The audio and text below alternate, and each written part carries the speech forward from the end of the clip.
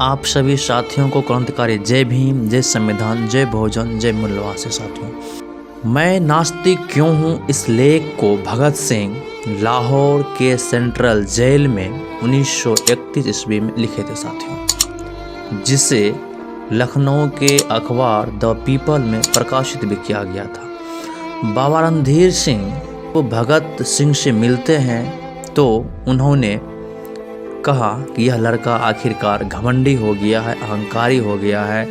इसी उपरांत भगत सिंह ने एक लेख लिख डालते हैं, मैं नास्तिक क्यों। इस लेख में भगत सिंह ईश्वर के प्रति बहुत सारे ऐसे तर्कपूर्ण सवाल खड़े किए हैं जो साथियों आप सोचने के लिए मजबूर हो जाएंगे। उन्होंने कहा, मैं पूछता हूँ तुम्हारा सर्वशक्तिशाली ईश्वर हर व्यक्तियों को क्यों नहीं उस समय रोकता है जब वह कोई पाप करता है। यदि साथियों कोई भी व्यक्ति किसी भी लड़कियों के साथ यदि बलात्कार कर देता है तो फिर उसे ईश्वर क्यों नहीं रोकता है। आखिर ईश्वर की मर्जी से ही सब कुछ होता है, तो फिर तुम्हारा सर्वशक्तिमान ईश्वर अपराधी है। उसने क्यों नहीं लड़ाकू राजाओं की लड़ने की उग्रता को समाप्त किया और इस प्रकार विश्व युद्ध द्वारा मानवता पर पड़ने वाली पंक्तियों से उसे बचाया। आखिरकार जिस समय यह देश गुलाम था, जिस समय इस देश पे अंग्रेज़ों का शासन था, उस समय तुम्हारा ईश्वर उस अंग्रेज़ों को क्यों नहीं भगा दिया था। आखिरकार उस समय तुम्हारा ईश्वर कहाँ चला गया था। या तो तुम्हारा ईश्वर मानना मूर्ख है या तो ईश्वर कायर है साथियों। और लेकिन इस देश के उच्च वर्ण के जाति निचली वर्ण के जातियों से भेदभाव करता है, उस समय तुम्हारा ईश्वर कहाँ चला जाता है। इन सभी बातों की व्याख्या हम लोग इस वीडियो में करने वाले हैं साथियों। मैं नास्तिक क्यों हूँ, यह लेख भगत सिंह ने जेल में रहते हुए लिखा था और यह 27 सितंबर 1931 ईस्वी को लाहौर के अखबार द पीपल में प्रकाशित हुआ। इस लेख में भगत सिंह ने ईश्वर की उपस्थिति पर अनेक तर्कपूर्ण सवाल खड़े किए हैं और इस संसार के निर्माण, मनुष्य के जन्म, मनुष्य के मन में ईश्वर की कल्पना के साथ साथ संसार में मनुष्य की दीनता, उसके शोषण, दुनिया में व्याप्त अराजकता और वर्ग भेद की स्थितियों का भी विश्लेषण किया है। यह भगत सिंह के लेखन के सबसे चर्चित हिस्सों में रहा है। स्वतंत्रता सेनानी बाबा रणधीर सिंह 1930 से 31 के बीच लाहौर के सेंट्रल जेल में कैद थे। वे एक धार्मिक व्यक्ति थे जिन्हें यह जानकर बहुत कष्ट हुआ कि भगत सिंह का ईश्वर पर विश्वास नहीं है। वे किसी तरह भगत सिंह की काल कोठरी में पहुंचने में सफल हुए और उन्हें ईश्वर के अस्तित्व पर यकीन दिलाने की कोशिश की। असफल होने पर बाबा ने नाराज होकर कहा, प्रसिद्धि से तुम्हारा दिमाग खराब हो गया है और तुम अहंकारी बन गए हो, जो कि एक काले पर्दे के तरह तुम्हारे और ईश्वर के बीच खड़ी है। इस टिप्पणी के जवाब में ही भगत सिंह ने यह लेख लिखा। एक नया प्रश्न उठ खड़ा हुआ है, क्या मैं किसी अहंकार के कारण सर्वशक्तिमान, सर्वव्यापी तथा सर्वज्ञ ईश्वर के अस्तित्व पर विश्वास नहीं करता हूँ। मेरे कुछ दोस्त शायद ऐसा कहकर मैं उन पर बहुत अधिकार नहीं जमा रहा हूँ। मेरे साथ अपने थोड़े से संपर्क में इस निष्कर्ष पर पहुँचने के लिए उत्सुक है कि मैं ईश्वर के अस्तित्व को नकार कर कुछ ज़रूरत से ज़्यादा आगे जा रहा हूँ और मेरे घमंड ने कुछ हद तक मुझे इस विश्वास के लिए उकसाया है। मैं ऐसी कोई शेखी नहीं बघारता कि मैं मानवीय कमजोरियों से बहुत ऊपर हूँ। मैं एक मनुष्य हूँ और इससे अधिक कुछ नहीं। कोई भी इससे अधिक होने का दावा नहीं कर सकता है। यह कमजोरी मेरे अंदर भी है। अहंकार भी मेरा स्वभाव का अंग है। अपने कॉमरेडों के बीच मुझे निरंकुश कहा जाता था, यहाँ तक कि मेरे दोस्त श्री बटुकेश्वर कुमार दत्त भी मुझे कभी कभी ऐसा कहते थे। कोई मौकों पर स्वेच्छाचारी कह मेरी निंदा भी की गई है। कुछ दोस्तों को शिकायत है और गंभीर रूप से है कि मैं अनचाहे ही अपने विचार उन पर थोपता हूँ और अपने प्रस्तावों को मना लेता हूँ। यह बात कुछ हद तक सही है, इससे मैं इनकार नहीं करता। इसे अहंकार कहा जा सकता है।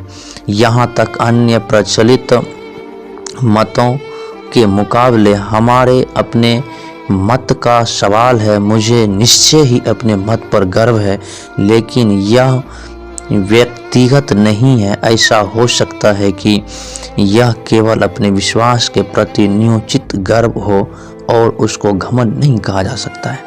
घमंड तो स्वयं के प्रति अनुचित गर्व की अधिकता है।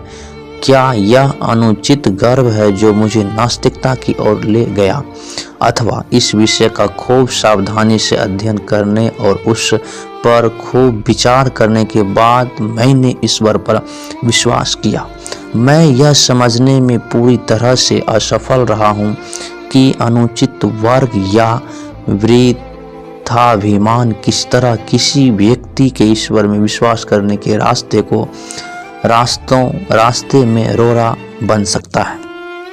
किसी वास्तव में महान व्यक्ति की महानता को मैं मान्यता ना दूं, यह तभी हो सकता है जब मुझे भी थोड़ा ऐसा यश प्राप्त हो गया हो जिसके या तो मैं योग्य नहीं हूँ या मेरे अंदर वे गुण नहीं है जो इसके लिए आवश्यक है। यहाँ तक तो समझ में आता है, लेकिन यह कैसे हो सकता है कि एक व्यक्ति जो ईश्वर में विश्वास रखता हो सहसा अपने व्यक्तिगत अहंकार के कारण उसमें विश्वास करना बंद कर दे?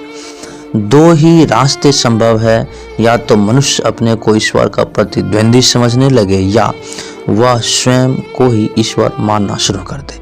इन दोनों ही अवस्थाओं में वह सच्चा नास्तिक नहीं बन सकता है। पहली अवस्था में तो वह अपने प्रतिद्वंदी के अस्तित्व को नकारता ही नहीं है। दूसरा अवस्था में भी वह एक ऐसी चेतना के अस्तित्व को मानता है जो पर्दे के पीछे से प्रकृति की सभी गतिविधियों का संचालन करती है। मैं तो उस सर्वशक्तिमान परम आत्मा के अस्तित्व से ही इनकार करता हूँ। यह अहंकार नहीं है जिसने मुझे नास्तिकता के सिद्धांत को ग्रहण करने के लिए प्रेरित किया। मैं ना तो एक प्रतिद्वंदी हूँ, ना ही एक अवतार और ना ही स्वयं परमात्मा। इस अभियोग को अस्वीकार करने के लिए आए तथ्यों पर गौर करें। मेरे इन दोस्तों के अनुसार दिल्ली बम केस और लाहौर षड्यंत्र केस के दौरान मुझे जो अनावश्यक यश मिला, शायद उस कारण मैं वृथाभिमानी हो गया हूँ। मेरा नास्तिकता कोई अभी हाल की उत्पत्ति नहीं है।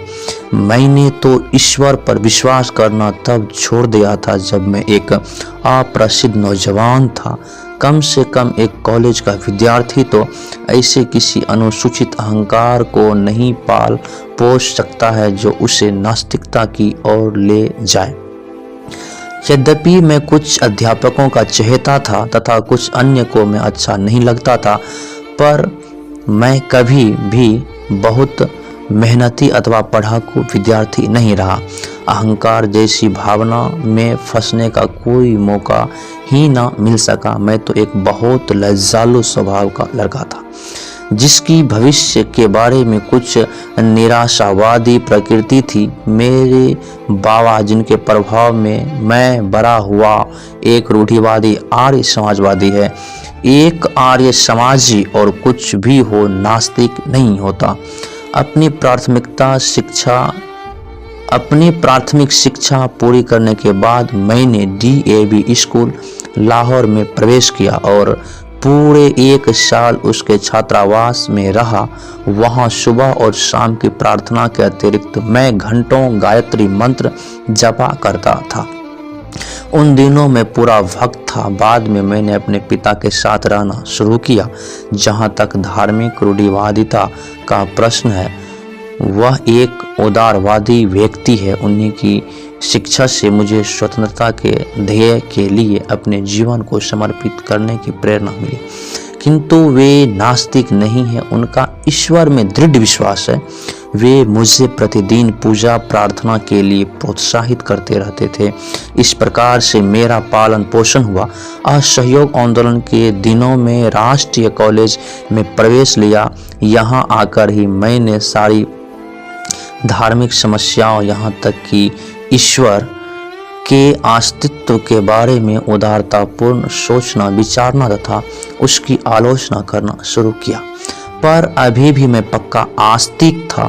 उस समय तक मैं अपने लंबे बाल रखता था, यद्यपि मुझे कभी भी सिख या अन्य धर्मों की पौराणिकता और सिद्धांतों में विश्वास न हो सका था। किंतु मेरी ईश्वर के अस्तित्व में दृढ़ निष्ठा थी। बाद में मैं क्रांतिकारी पार्टी से जुड़ा। वहाँ जिस पहले नेता से मेरा संपर्क हुआ, वे तो पक्का विश्वास न होते हुए भी ईश्वर के अस्तित्व को नकारने का साहस ही नहीं कर सकते थे। ईश्वर के बारे में मेरे हठपूर्वक पूछते रहने पर वे कहते, जब इच्छा हो तब पूजा कर लिया करो। यह नास्तिकता है जिसमें साहस का अभाव है। दूसरे नेता जिनके मैं संपर्क में आया, पक्के श्रद्धालु आदरणीय कॉमरेड सचिंद्रनाथ सन्याल आजकल काकोरी षड्यंत्र केस के सिलसिले में आजीवन कारावास भोग रहे हैं। उनकी पुस्तक बंदी जीवन ईश्वर की महिमा का जोर शोर से गान है। उन्होंने उसमें ईश्वर के ऊपर प्रशंसा के पुष्प रहस्यात्मक वेदांत के कारण बरसाए हैं। 28 जनवरी 1925 ईस्वी को पूरे भारत में जो दी रिवोल्यूशनरी क्रांतिकारी पर्चा बांटा गया था, वह उन्हीं के बौद्धिक श्रम का परिणाम है। उसमें सर्वशक्तिमान और उसकी लीला एवं कार्य की प्रशंसा की गई है। मेरा ईश्वर के प्रति अविश्वास का अभाव क्रांतिकारी दल में भी प्रस्फुटित नहीं हुआ था। काकोरी के सभी 4 शहीदों ने अपने अंतिम दिन भजन प्रार्थना में गुजारे थे। राम प्रसाद बिस्मिल एक रूढ़िवादी आर्य समाजी थे। समाजवाद तथा साम्यवाद में अपने बृहत अध्ययन के बावजूद राजेन लाहड़े उपनिषद एवं गीता के श्लोकों के उच्चारण की अपनी अभिलाषा को दबा ना सके। मैंने उन सब में सिर्फ एक ही व्यक्ति को देखा जो कभी प्रार्थना नहीं करता था और कहता था, प्रार्थना शास्त्र मनुष्य की दुर्लभता अथवा ज्ञान के समीप होने के कारण उत्पन्न होता है। वह भी आजीवन निर्वासन की सजा भोग रहा है, परंतु उसने भी ईश्वर के अस्तित्व को नकारने की कभी हिम्मत नहीं की। इस समय तक मैं केवल एक रोमांटिक आदर्शवादी क्रांतिकारी था। अब तक हम दूसरों का अनुसरण करते थे, अब अपने कंधों पर जिम्मेदारी उठाने का समय आया था। यह मेरे क्रांतिकारी जीवन का एक निर्णायक बिंदु था।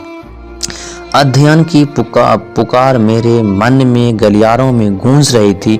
विरोधियों द्वारा रखे गए तर्कों का सामना करने योग्य बनने के लिए अध्ययन करो। अपने मत के पक्ष में तर्क देने के लिए समक्ष होने के वास्ते पढ़ो। मैंने पढ़ना शुरू कर दिया। इससे मेरे पुराने विचार व विश्वास अद्भुत रूप से परिकृत हुए। रोमांस की जगह गंभीर विचारों ने ले ली। ना और अधिक रहस्यवाद, ना ही अंधविश्वास यथार्थवाद हमारा आधार बना।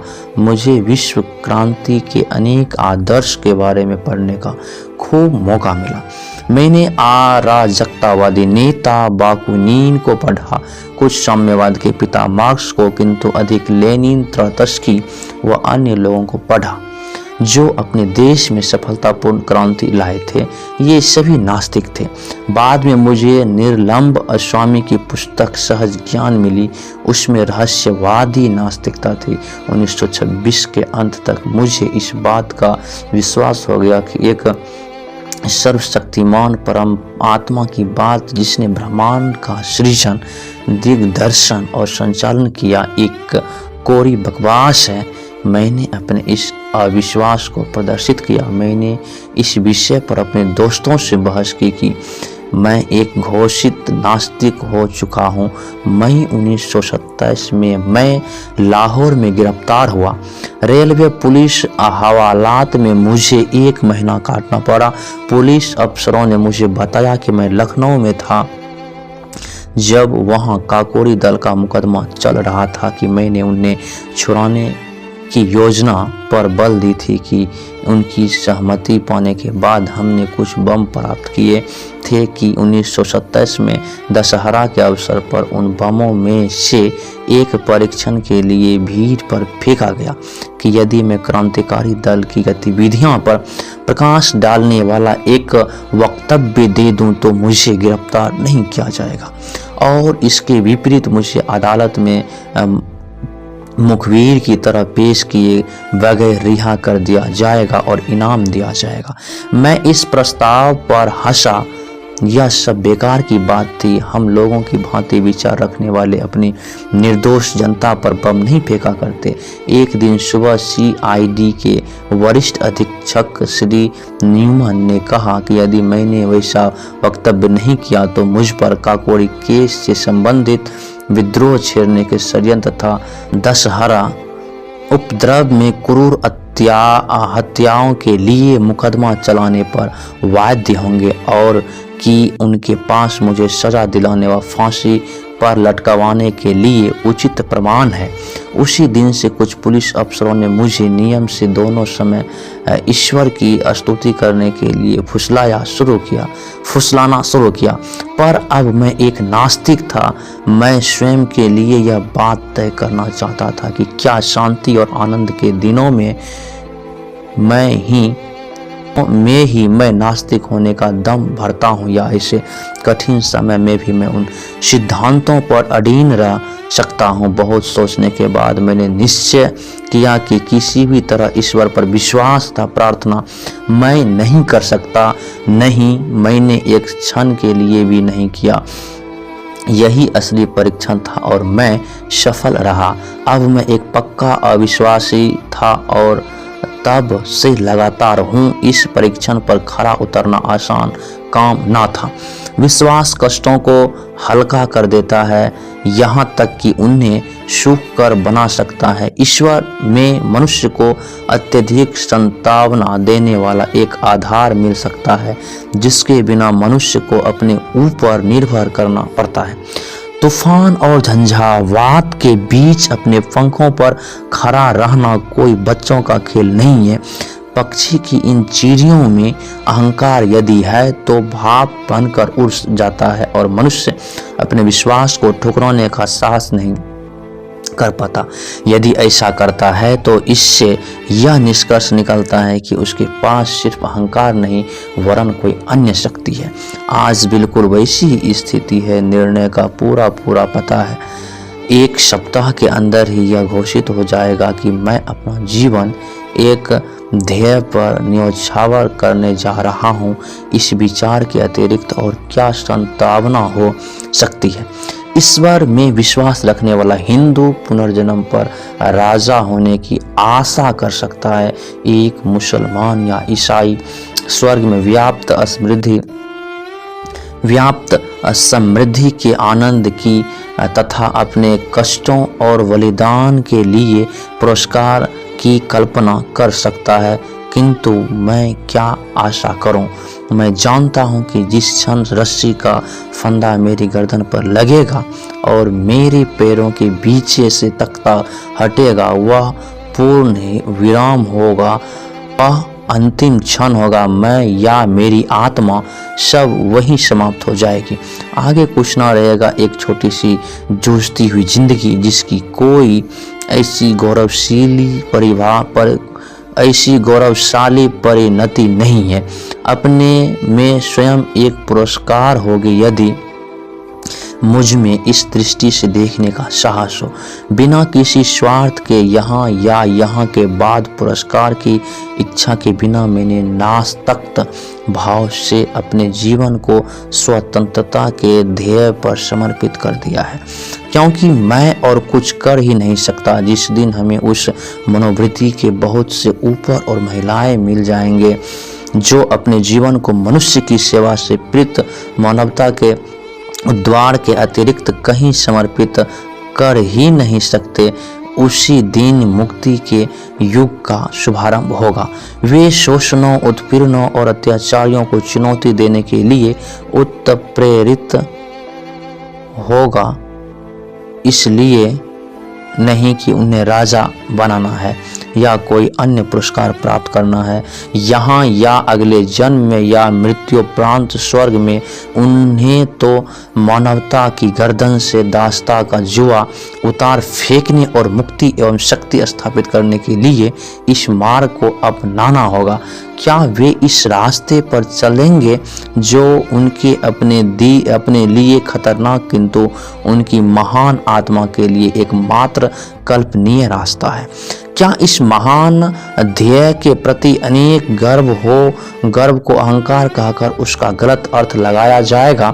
कौन इस प्रकार के घृणित विशेषण मिलने का साहस करेगा?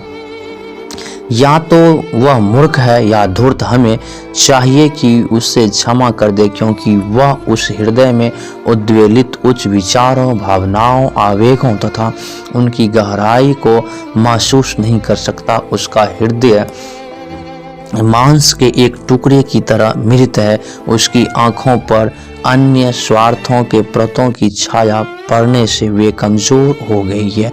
स्वयं पर भरोसा रखने के गुण को सदैव अहंकार की संज्ञा दी जा सकती है। यह दुखपूर्ण और कष्टप्रद है, पर चरा ही क्या है। आलोचना और स्वतंत्रता विचार एक क्रांतिकारी के दोनों अनिवार्य गुण है, क्योंकि हमारे पूर्वजों ने किसी परम परमात्मा के लिए विश्वास बना लिया था। अतः कोई भी व्यक्ति जो उस विश्वास को सत्यता या उस परम परमात्मा के अस्तित्व को ही चुनौती दे, उसको विधर्मी, विश्वासघाती कहा जाएगा। यदि उसके तर्क इतने अकाट्य है कि उनका खंडन वितर्क द्वारा नहीं हो सकता, और उसकी आस्था इतनी प्रबल है कि उसे ईश्वर के प्रकोप से होने वाली विपत्तियां का भय दिखाकर दबाया नहीं जा सकता, तो उसकी यह कहकर निंदा की जाएगी कि वह वृथाभिमानी है। यह मेरा अहंकार नहीं था जो मुझे नास्तिकता की ओर ले गया। मेरे तर्क का तरीका संतोषप्रद सिद्ध होता है या नहीं, इसका निर्णय मेरे पाठकों को करना है, मुझे नहीं। मैं जानता हूँ कि ईश्वर पर विश्वास ने आज मेरा जीवन आसान और मेरा बोझ हल्का कर दिया होता, उस पर मेरे अविश्वास ने सारे वातावरण को अत्यंत शुष्क बना दिया है। थोड़ा सा रहस्यवाद उसे कवित्वमय बना सकता है, किंतु मेरे भाग्य को किसी उन्माद का सहारा नहीं चाहिए। मैं यथार्थवादी हूँ। मैं अंततः प्रकृति पर विवेक की सहायता से विजय चाहता हूँ। इस अध्याय में मैं सदैव सफल नहीं हुआ हूँ। प्रयास करना मनुष्य का कर्तव्य है। सफलता तो संयोग तथा वातावरण पर निर्भर है। कोई भी मनुष्य जिसमें तनिक भी विवेक शक्ति है, वह अपने वातावरण को तार्किक रूप से समझना चाहेगा। जहाँ सीधा प्रमाण नहीं है, वहाँ दर्शन शास्त्र का महत्व है।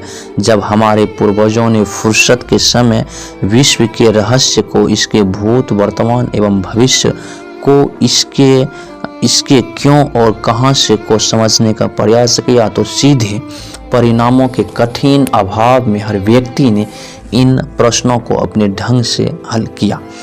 यही कारण है कि विभिन्न धार्मिक मतों में हमको इतना अंतर मिलता है जो कभी कभी वैमनस्य तथा झगड़े का रूप ले लेता है। न केवल पूर्व और पश्चिम के दर्शनों में मतभेद है, बल्कि प्रत्येक गोलार्ध के अपने विभिन्न मतों के आपस में अंतर है।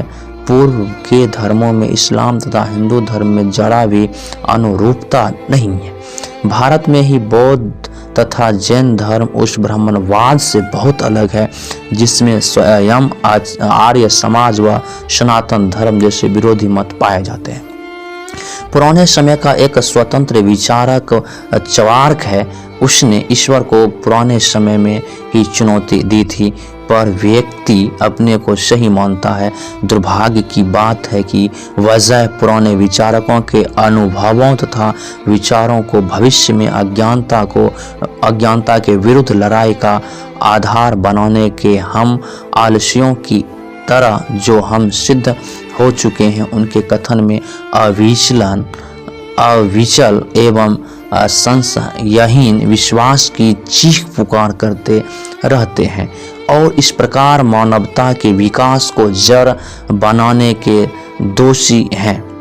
सिर्फ विश्वास और अंधविश्वास खतरनाक है, यह मस्तिष्क को मूढ़ और मनुष्य को प्रतिक्रियावादी बना देता है। जो मनुष्य अपने को यथार्थवादी होने का दावा करता है उसे समस्त प्राचीन रूढ़िगत विश्वासों को चुनौती देनी होगी। प्रचलित मतों को तर्क की कसौटी पर कसना होगा।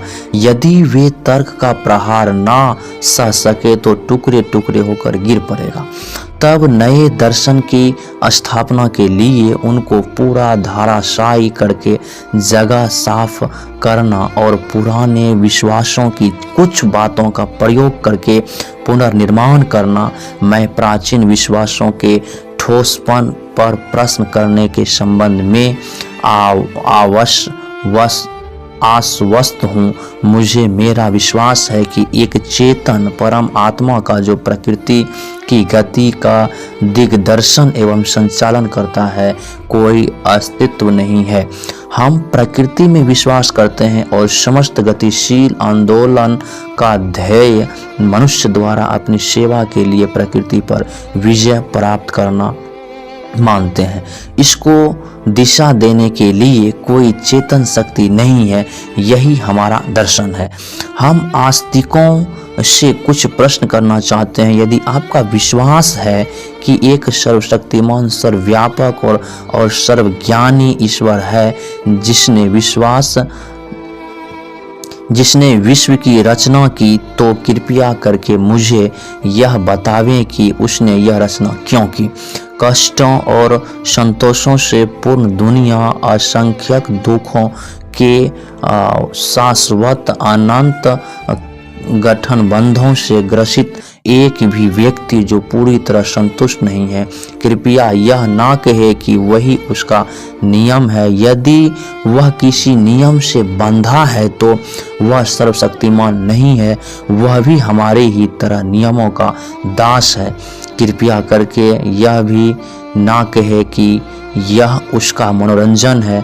नीरो ने बस एक रोम जलाया था, उसने बहुत थोड़ी संख्या में लोगों की हत्या की थी, उसने तो बहुत थोड़ा दुख पैदा किया अपने पूर्ण मनोरंजन के लिए। और उसका इतिहास में क्या स्थान है, उसे इतिहासकार किस नाम से बुलाते हैं, सभी विशेले विशेषण उस पर बरसाए जाते हैं।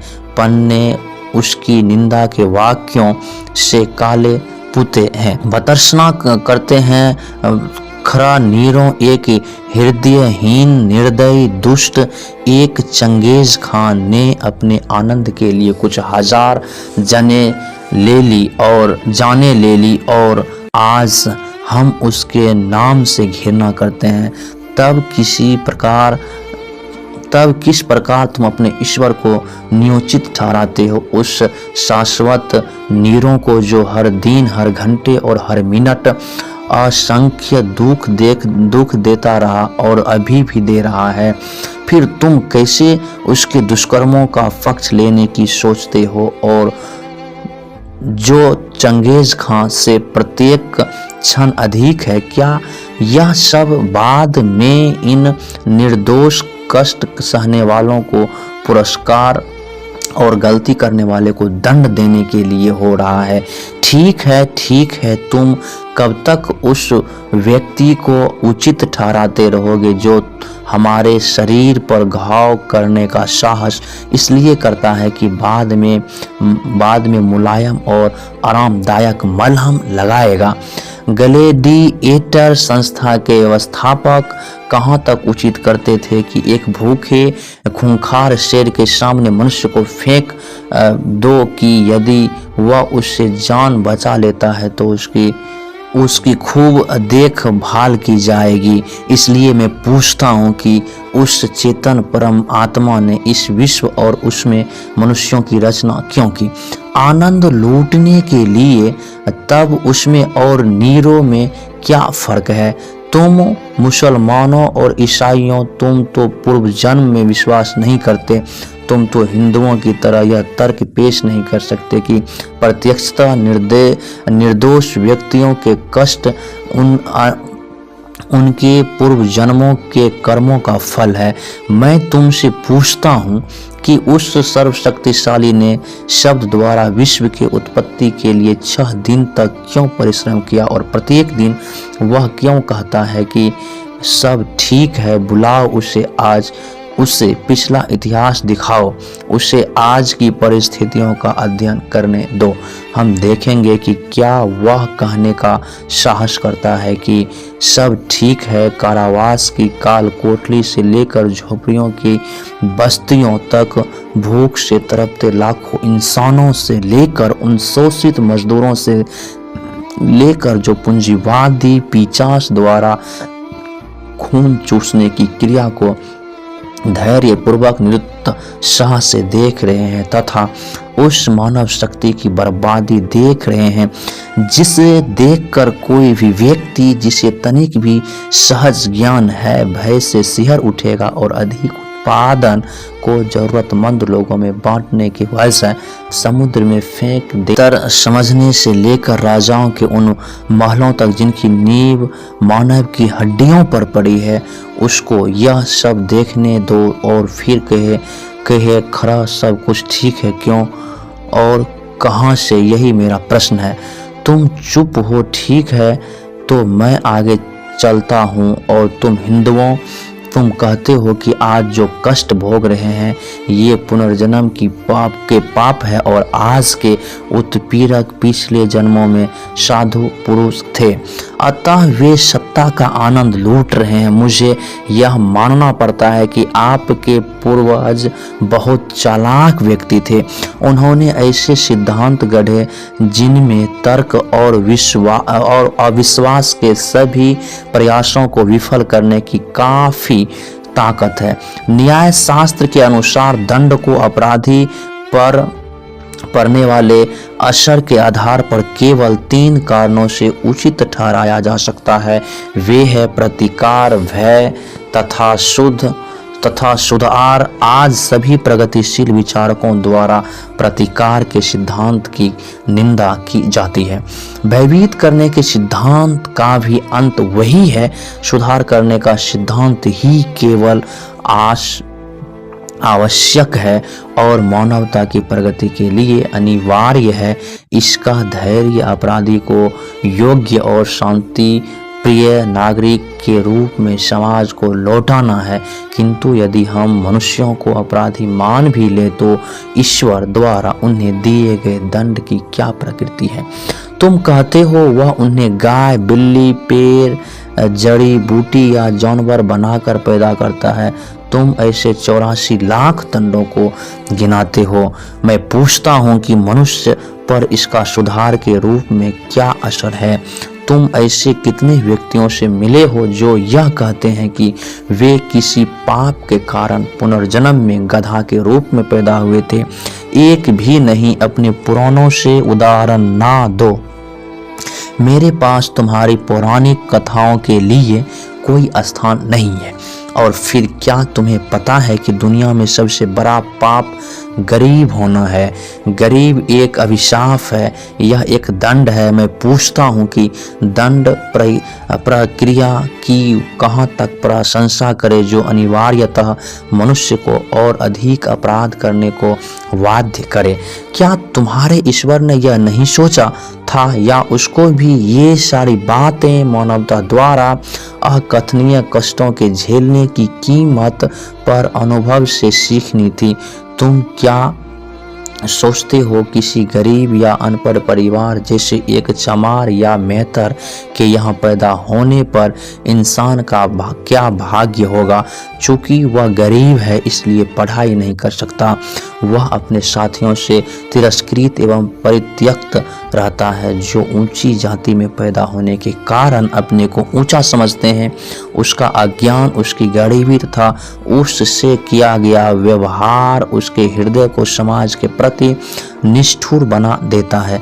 यदि वह कोई पाप करता है तो उसका फल कौन भोगेगा? ईश्वर व स्वयं, या समाज के मनीषी? और उन लोगों के दंड के बारे में क्या होगा जिन्हें दंभी ब्राह्मणों ने जानबूझकर अज्ञानी बनाए रखा था, जिनको तुम्हारे ज्ञान की पवित्र पुस्तकों वेदों में कुछ वाक्य सुन लेने के कारण कान में पिघले शीशे की धारा सहन करने की सजा भुगतनी पड़ती थी। यदि वे कोई अपराध करते हैं तो उसके लिए कौन जिम्मेदार होगा और उनका प्रहार कौन सहेगा? मेरे प्रिय दोस्तों, ये सिद्धांत विशेषाधिकार युक्त लोगों के आविष्कार है। ये अपनी हथियाई हुई शक्ति, पूंजी तथा उच्चता को इन सिद्धांतों के आधार पर सही ठहराते हैं। अपटन सिंकलेयर ने लिखा था कि मनुष्य को बस अमरत्व में विश्वास दिला दो और उसके बाद उसकी सारी संपत्ति लूट लो, वह बगैर बरबराए इस कार्य में तुम्हारी सहायता करेगा। धर्म के उपदेशकों तथा सत्ता के स्वामियों के गठबंधन से ही जेल, फांसी, कोड़े और ये सिद्धांत उपजते हैं। मैं पूछता हूँ, तुम्हारा सर्वशक्तिशाली ईश्वर हर व्यक्ति को क्यों नहीं उस समय रोकता जब वह कोई पाप या अपराध कर रहा होता है? यह तो वह बहुत आसानी से कर सकता है। उसने क्यों नहीं लड़ाकू राजाओं की लड़ने की उग्रता को समाप्त किया और इस प्रकार विश्व युद्ध द्वारा मानवता पर लड़ने वाली विपत्तियों से उसे बचाया?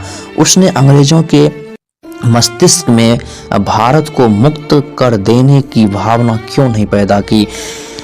वह क्यों नहीं पूंजीपतियों के हृदय में यह पूरी उत्साह भर देता कि वे उत्पादन के संसाधनों पर अपना व्यक्तिगत संपत्ति का अधिकार त्याग दे और इस प्रकार केवल संपूर्ण श्रमिक समुदाय वरन समस्त मानव समाज को पूंजीवादी वेरियों से मुक्त करे? आप समाजवाद की व्यवहारिकता पर तर्क करना चाहते हैं, मैं इसे आपके सर्वशक्तिमान पर छोड़ देता हूं कि वह लागू करे। यहाँ तक सामान्य भलाई की बात है, लोग समाजवाद के गुणों को मानते हैं, वे उसके व्यवहारिक न होने का बहाना लेकर इसका विरोध करते हैं। परमात्मा को आने दो और वह चीज को सही तरीके से कर दे। अंग्रेजी की हुकूमत यहाँ इसलिए नहीं है कि ईश्वर चाहता है, बल्कि इसलिए है कि उनके पास ताकत है और हम में उनका विरोध करने की हिम्मत नहीं। वे हमको अपने प्रभुत्व में ईश्वर की मदद से नहीं रखे हैं, बल्कि बंदूकों, राइफलों, बम और गोलियों, पुलिस और सेना के सहारे। यह हमारी उदासीनता है कि वे समाज के विरुद्ध सबसे निंदनीय अपराध एक दूसरे राष्ट्र द्वारा अत्याचार पूर्ण शोषण असफलता पूर्वक कर रहे हैं। कहाँ है ईश्वर? क्या वह मनुष्य जाति के उन कष्टों का मजा ले रहा है? एक नीरो एक चंगेज उसका नाश हो। क्या तुम मुझसे पूछते हो कि मैं इस ईश्वर की उत्पत्ति तथा मानव की उत्पत्ति की व्याख्या कैसे करता हूँ? ठीक है, मैं तुम्हें बताता हूँ। चार्ल्स डार्विन ने इस विषय पर कुछ प्रकाश डालने की कोशिश की। उसे पढ़ो। यह एक प्रकृति की घटना है, विभिन्न पदार्थों के निहारिका के आकार में आकस्मिक मिश्रण से पृथ्वी बनी। अब इतिहास देखो, इसी प्रकार की घटना से जंतु पैदा हुए और एक लंबे दौर में मानव डार्विन की जीव की उत्पत्ति हुई। पढ़ो। और तदुपरांत सारा विकास मनुष्य द्वारा प्रकृति के लगातार विरोध और उस पर विजय प्राप्त करने की चेष्टा से हुआ। यह इस घटना की संभवतः सबसे सूक्ष्म व्याख्या है। तुम्हारा दूसरा तर्क यह हो सकता है कि क्यों एक बच्चा अंधा या लंगड़ा पैदा होता है? क्या यह उसके पूर्व जन्म में किए गए कार्यों का फल नहीं है? जीव विज्ञान वेत्ताओं ने इस समस्या का वैज्ञानिक समाधान निकाल दिया है। अवश्य ही तुम एक और बचकाना प्रश्न पूछ सकते हो, यदि ईश्वर नहीं है तो लोग उसमें विश्वास क्यों करने लगे? मेरा उत्तर सूक्ष्म तथा स्पष्ट है। जिस प्रकार वे प्रेतों तथा दुष्ट आत्माओं में विश्वास करने लगे, अंतर केवल इतना ही है। ईश्वर में विश्वास विश्वव्यापी है और दर्शन अत्यंत विकसित।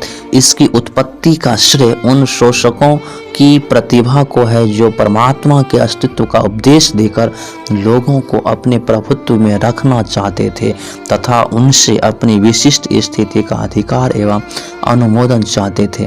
सभी धर्म संप्रदाय, पंथ और ऐसी अन्य संस्थाएं अंत में निर्दयी और शोषक संस्थाओं, व्यक्तियों तथा वर्गों की समर्थक हो जाती है। राजा के विरुद्ध हर विद्रोह, हर धर्म में सदैव भी पाप रहता है। मनुष्य की सीमाओं को पहचानने पर, उसकी दुर्लभता व दोष को समझने के बाद परीक्षा की घड़ियों में मनुष्य को बहादुरी से सामना करने के लिए उत्साहित करने, सभी खतरों को पुरुषत्व के साथ झेलने तथा संपन्नता एवं ऐश्वर्य में उसके विस्फोट को बांधने के लिए ईश्वर के काल्पनिक अस्तित्व की रचना हुई। अपने व्यक्तिगत नियमों तथा अभिभावकीय उदारता से पूर्ण ईश्वर की बढ़ा चढ़ा कर कल्पना एवं चित्रण किया गया। जब उसकी उग्रता तथा व्यक्तिगत नियमों की चर्चा होती है तो उसका उपयोग एक भय दिखाने वाले के रूप में किया जाता है ताकि कोई मनुष्य समाज के लिए खतरा न बन जाए। जब उसके अभिभावक गुणों की व्याख्या होती हो तो उसका उपयोग एक पिता, माता, भाई, बहन, दोस्त तथा सहायक की तरह किया जाता है। जब मनुष्य अपने सभी दोस्तों द्वारा विश्वासघात तथा त्याग देने से अत्यंत क्लेश में हो, तब उसे इस विचार से सांत्वना मिल सकती है कि एक सदा सच्चा दोस्त उसकी सहायता करने को है, उसको सहारा देगा तथा वह सर्वशक्तिमान है और कुछ भी कर सकता है। वास्तव में आदिम काल में यह समाज के लिए उपयोगी था। पीड़ा में पड़े मनुष्य के लिए ईश्वर की कल्पना उपयोगी होती है। समाज को इस विश्वास के विरुद्ध लड़ना होगा। मनुष्य जब अपने पैरों पर खड़ा होने का प्रयास करता है तथा यथार्थवादी बन जाता है, तब उसे श्रद्धा को एक और फेंक देना चाहिए और उन सभी कष्टों, परेशानियों का पुरुषत्व के साथ सामना करना चाहिए जिनमें परिस्थितियां उससे पटक सकती है। यही आज मेरी स्थिति है। यह मेरा अहंकार नहीं है मेरे दोस्त, यह मेरे सोचने का तरीका है जिसने मुझे नास्तिक बनाया है। ईश्वर में विश्वास और रोज की प्रार्थना को मैं मनुष्य के लिए सबसे स्वार्थी और गिरा हुआ काम मानता हूँ। मैंने उन नास्तिकों के बारे में पढ़ा है जिन्होंने सभी विपदाओं का बहादुरी से सामना किया, अतः मैं भी एक पुरुष की भांति फांसी के फंदे की अंतिम घड़ी तक सिर ऊंचा किए खड़ा रहना चाहता हूं। हमें देखना है कि मैं कैसे निभा पाता हूं। मेरे एक दोस्त ने मुझे प्रार्थना करने को कहा। जब मैंने उसे नास्तिकता होने की बात बताई तो उसने कहा, आप अपने अंतिम दिनों में तुम विश्वास करने लगोगे। मैंने कहा, नहीं प्यारे दोस्त, ऐसा नहीं होगा। मैं इसे अपने लिए अपमानजनक तथा भ्रष्ट होने की बात समझता हूँ। स्वार्थी कारणों से मैं प्रार्थना नहीं करूँगा। पाठकों और दोस्तों, क्या यह अहंकार है? अगर है तो मैं स्वीकार करता हूँ।